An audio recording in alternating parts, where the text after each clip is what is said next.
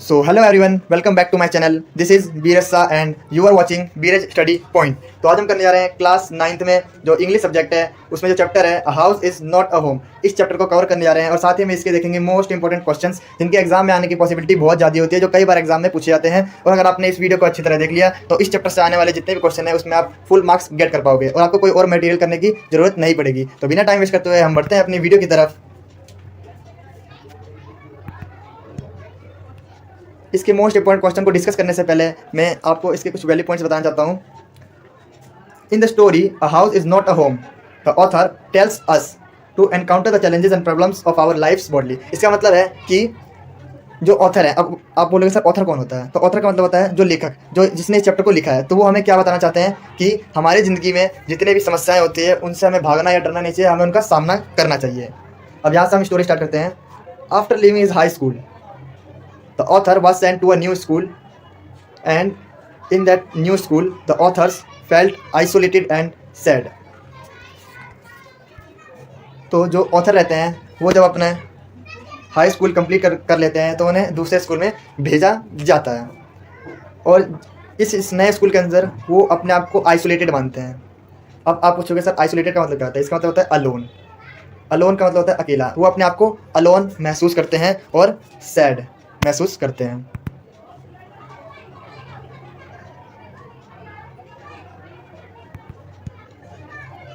The house was the house of the authors called fire, यानी कि जो author का जो घर रहता है वहाँ उस पर आग लग जाती है। Everything in the house was burn, इसका मतलब जो ऑथर रहता है उसके घर में जितनी भी चीज़ें होती हैं वो जल जाती है।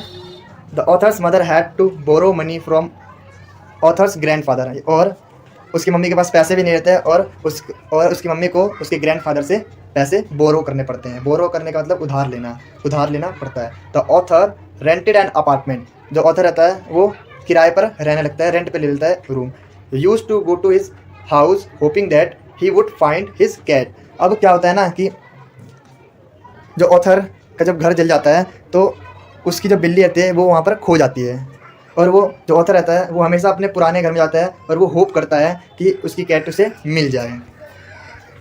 His classmates in new school helped him in many veg with text book and other usual things, यानी कि जो उसके नए क्लासमेट्स होते हैं वो उसकी कई तरीके से मदद करते हैं, उन्हें बुक्स देके और कई सारी चीज़ें उनको जो ऑथर रहता है उसको प्रोवाइड कराते हैं। Authors new neighbour helped him, और जो ऑथर के नए नेबर होते हैं वो भी काफ़ी मदद करते हैं। After a few days a woman came him with his cat, और जो एक लेडी आती है, ठीक है, एक वुमेन आती है, वो उसकी कैट को ऑथर को वापस कर देती है। क्यों? क्योंकि जो लेडी रहती है ना, जो वुमेन रहती है वो बहुत काइंड हार्टेड रहती है, बहुत दयालु रहती है और उसे वो कैट मिलती है और उसके पट्टे पे जो रहता है लिखा रहता है उसका एड्रेस, उसका नाम लिखा रहता है, तो वो उस बच्चे को यानी कि ऑथर को वापस कर देती है। और जब ऑथर को कैट वापस कर देती है वुमेन, तो ऑथर बहुत खुश हो जाता है। Now author feel happy and regain a new life, और उसे ऐसा लगता है कि उसे एक नई लाइफ मिल गई है, क्योंकि जब कैट खो जाती है तो वो बहुत दुखी रहने लगता है। अब हम बढ़ते हैं अपने मोस्ट इंपॉर्टेंट क्वेश्चन की तरफ। तो इसमें सबसे पहला क्वेश्चन आता है, what did author and his mother doing on seeing the fire, यानी कि जब ऑथर और उसकी मदर फायर को देखते हैं तो फिर वो क्या करते हैं। ऑन सीइंग द फायर, जब ऑथर और उसकी मदर फायर को देखती हैं, बोथ का मतलब होता है दोनों, author and his mother got worried, दोनों के दोनों चिंता करने लगते हैं। द ऑथर रिक्वेस्टेड, और जो ऑथर रहता है वो रिक्वेस्ट करता है neighbours to call the fireman, कि वो जल्दी से जल्दी फायरमैन को बुलाएं ताकि जो आग है वो बुझ सके। Author's mother went to back in to home to bring some important document in metal box, और उसकी मदर जब बाहर आती है फिर उसे याद आता है कि इंपॉर्टेंट डॉक्यूमेंट रहते हैं उसके घर में, वो रह जाते हैं, तो उसकी मदर वापस घर जाती है और डॉक्यूमेंट को लेने के लिए।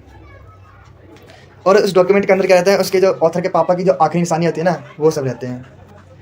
Y did mother rush back to the house again, अब ये क्वेश्चन आता है कि उसकी मदर है वो वापस क्यों चली जाती है घर में।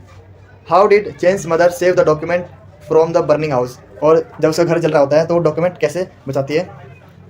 तो इसका भी आंसर सेम यही रहेगा। Author's mother went back into the home to bring some important documents in a metal box, और वो इम्पोर्टेंट डॉक्यूमेंट क्या होते हैं, उसके ऑथर के फादर की आखिरी निशानी। तो अब हम बढ़ते हैं नेक्स्ट क्वेश्चन की तरफ। What does the author notice on Sunday afternoon? What his mother reaction? What does she do? इसका भी आंसर हमारा सेम ही रहेगा, बस क्वेश्चन की लैंग्वेज हल्की सी बदल गई है, आंसर हमारा सेम ही रहेगा। आप इसका स्क्रीनशॉट ले सकते हो।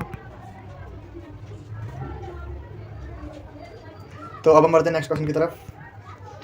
क्वेश्चन है why did the author often visit his old school? जो ऑथर है वो अपने ओल्ड स्कूल में अक्सर क्यों जाता है? The author visited his old school because they had an accident by fire.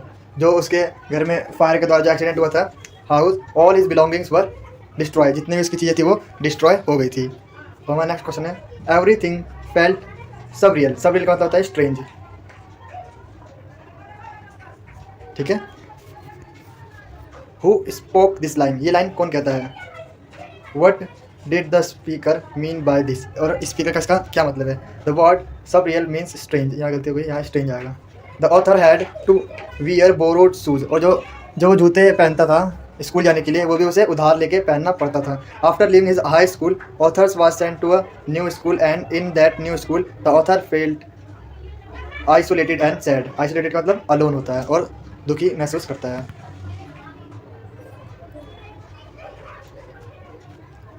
अब हमारा नेक्स्ट क्वेश्चन है, ये देखो, ये क्वेश्चन बहुत ज़्यादा इंपॉर्टेंट है।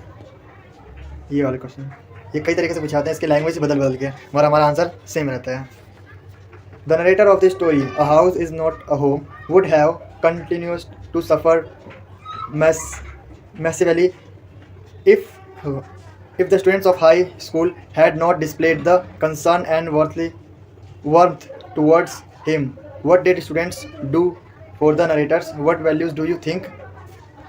अब इस क्वेश्चन का मतलब क्या है? इस क्वेश्चन का ये मतलब है कि जो ऑथर रहता है वो बहुत अकेला और वो दुखी महसूस करता है, तो जो उसके नए स्कूल में जितने बच्चे रहते हैं वो क्या करते हैं, उसकी बहुत मदद करते हैं। जैसे मैंने स्टोरी में बताया था, वो उसे टेक्स्ट बुक देते हैं और बहुत सारी चीज़ें प्रोवाइड कराते हैं।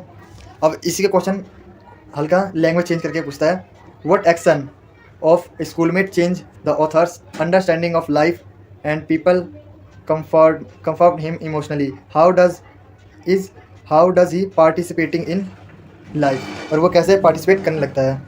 तो लगभग ये भी क्वेश्चन दोनों के दोनों सेम है। और या फिर आप इसका सिंपल सा मतलब निकाल सकते हैं, what did the author get from his new school mates? जितने भी उसके न्यू स्कूल मेट होते हैं वो उसे क्या प्रोवाइड करते हैं। मेन इसका निष्कर्ष निकाल तो क्वेश्चन यही पूछना चाहता है हमसे। और ये क्वेश्चन है, ये आपके सैम्पल पेपर में भी है ये वाला क्वेश्चन, और ये पिछले साल वाला क्वेश्चन है।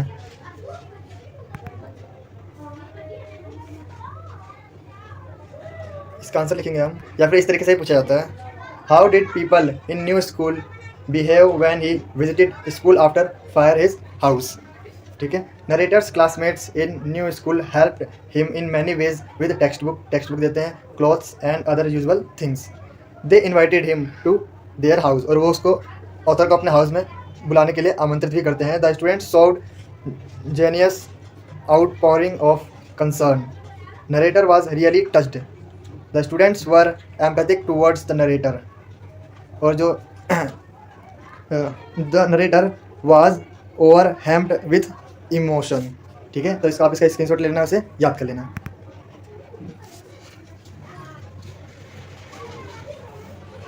अब हमारा 7 क्वेश्चन है, the cat and the author are very fond of each other. यानी कि वो एक दूसरे से बहुत प्यार करते थे, एक दूसरे से बहुत लगाव था कैट को और ऑथर को। How has this been shown in a house is not a home? यानी कि ये जो स्टोरी है इसमें कैसे दर्शाया गया है कि ये दोनों, या फिर इसमें इस तरीके से क्वेश्चन पूछता है, describe the author's love for his cat. यानी कि ऑथर का जो लव है उसकी कैट के लिए, उसे डिस्क्राइब करो। तो इसका आंसर है, the author said that the cat was never far from him. यानी कि जो कैट है उससे दूर कभी भी नहीं गई। The author had saved cat. जो ऑथर है वो कैट को सेव करता है when it was just a small kitten. जब वो बहुत छोटी थी तब से उसको बचाता है और अच्छी तरह उसकी देखभाल करता है। तो author had a pet. Author के पास एक पेट रहता है, कौन? वो जो कैट रहती है, विच वाज हिज फ्रेंड, जो कि उसकी एक फ्रेंड भी रहती है। वो अपने जो कैट रहती है उसको एक फ्रेंड की तरह ट्रीट करता है। अ सोर्स ऑफ एंटरटेनमेंट, और उसके लिए वो एक एंटरटेनमेंट का सोर्स भी रहता है। ही वाज फाउंड हर, वो उसे बहुत प्यार करता है। When the fire broken out, जब आग लगती है उसके घर पे, out of the author's home, he was very much worried, और वो बहुत चिंता करने लगता है। As he didn't found his cat, क्योंकि वो अपनी बिल्ली को कहीं पर भी ढूंढ नहीं पाता। एनीवेयर, वो कहीं पर भी, हर जगह अपनी बिल्ली को ढूंढता है लेकिन उसको नहीं ढूंढ पाता। ही वॉज डिप्रेस्ड, और वो डिप्रेशन में चले जाता है after he had lost his cat, जब वो अपनी बिल्ली को खो देता है। By this we can say that he loves his cat so much, वो अपनी बिल्ली से बहुत ज़्यादा प्यार करता है। तो इसका स्क्रीनशॉट लेना। अब हमारा क्वेश्चन नंबर 8 है, from the story mention a few things which differentiate a house is not a home. ये हमें डिफरेंशिएट करना है। या फिर क्वेश्चन इस तरीके से आता है, describe the title a house is not a home. तो इसका आंसर आप ये लिख सकते हो, हाउस क्या होता है, a house is made up of walls and bricks, यानी कि जो हाउस रहता है वो पत्थर के ईंटों से बस बना होता है, सिंपल सा। जबकि जो होम क्या होता है, but a home is made up of love, यानी कि वो प्यार से घर प्यार से बना होता है, रिलेशनशिप और फीलिंग से बना होता है। और सेकंड पॉइंट आप डाल सकते हो, a house is building where people live. जो हाउस रहता है वो एक बिल्डिंग की तरह होता है जहाँ पर लोग रहते हैं। और जो होम रहता है, a home is a place where family lives together with love, जहाँ पर फैमिली प्यार के साथ रहती है। तो इसका भी आप स्क्रीनशॉट ले लेना और याद कर लेना। अब हम बढ़ते हैं नेक्स्ट क्वेश्चन की तरफ। On the basis of the reading the lesson a house is not a home, give your views on the topic how should we encounter the challenges and problems of life. यानी कि हमें अपने जो जितने भी होते हैं प्रॉब्लम्स, उससे हमें डरना नहीं चाहिए और उन्हें फेस करना चाहिए। इस क्वेश्चन के अकॉर्डिंग ये क्वेश्चन हमसे पूछा जा रहा है। The moral of the story, यानी कि जो इसका उद्देश्य है, मोरल है स्टोरी का, how is not a home is that one must face the challenges of the life. हमें जितने भी लाइफ के जो चैलेंजेस हैं उससे फेस करना चाहिए। That people encounter many challenges in life but they must stand firm and fight them through. और जितनी परेशानियाँ होती हैं हमें उसके सामने डट के खड़े रहना चाहिए और उनसे फाइट करनी चाहिए। हमें डरना नहीं चाहिए। जितने भी हमारे लाइफ में जितनी मुसीबतें आती हैं, जितनी परेशानियाँ आती हैं, हमें उनसे डर के भागना नहीं चाहिए, हमें डट के उनका सामना करना चाहिए। अब लास्ट क्वेश्चन है, a month later I was at my house watching them rebuild. यानी कि एक मंथ बाद जब ऑथर आता है वो अपने घर को रीबिल्ड करता हो, यानी कि दोबारा बनता हुआ देखता है। But this time it was not different, it was different. वो इस टाइम जो चीज़ें रहती है सब अलग रहती है, थोड़ा सा डिफरेंट टाइप की रहती है। क्यों? क्योंकि इस टाइम उसके 2 दोस्त भी बन जाते हैं नए, और वो उसके साथ रहते हैं और उसके साथ ही उसका घर देखने के लिए आते हैं। It was different time because now he was with his 2 friends from the school. ठीक है, तो आप इसका भी स्क्रीनशॉट ले लेना और आप पेपर में अच्छी तरह पेपर करके आना। तो thank you so much for watching this video. और इस वीडियो को जितना ज़्यादा हो सके लाइक, शेयर और सब्सक्राइब तो जरूर करें। Thank you so much.